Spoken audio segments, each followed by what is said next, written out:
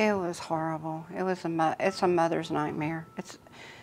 And a grandmother's nightmare. My mother went through a lot that time too, because they did get in an argument that day, and she went down to a store right down the street, a little convenient tire shop, not very far from my mom, and she used the phone, and she called me, and she called her dad, and her dad told her to go ahead and go over to his house.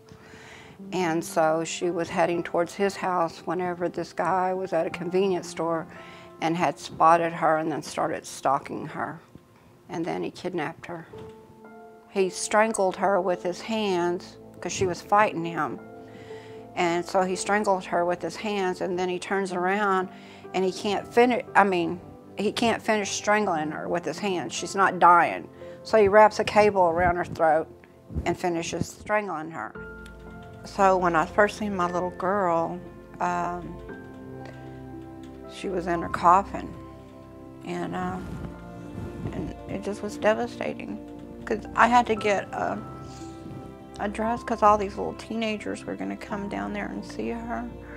So I had to get a dress to cover up where he strangled her. So I had to get a dress that covered her neck, like a little collar, and covered her little hands, because she was so bruised up. I didn't want the little kids to be devastated looking at her.